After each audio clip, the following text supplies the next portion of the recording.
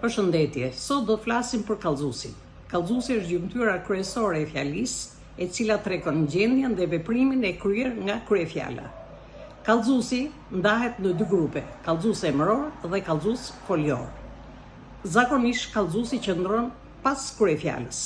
Gjendet me pyetjen: ç'është, ç'bën, ç'ka bër dhe ç'do të bëj. Kallëzuesi folior ndahet në kallëzues të thjeshtë dhe kallëzues të përbërë. Kallëzuesi folior shprehet me folje. Për shembull, dëbora e parë shkëlqente për miçatit e shtëpive. Kallëzuesi është shkëlqente. Ç'bënte dëbora e parë?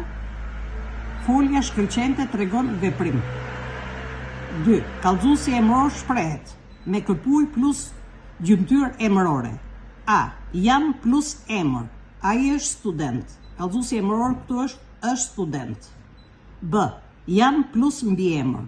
Kjo lule është e bukur. Kallëzuesi emëror këtu është e bukur. C. Folja jam plus grup emëror. Mirela është një nga punëtorët më të mira. Kallëzuesi emëror këtu është një nga punëtorët më të mira. D. Jam plus numëror. Ora është 5. Kallëzuesi emëror këtu është 5. E. Jam plus përemër. Ky libër është i tij. Kallëzuesi emëror këtu është i tij.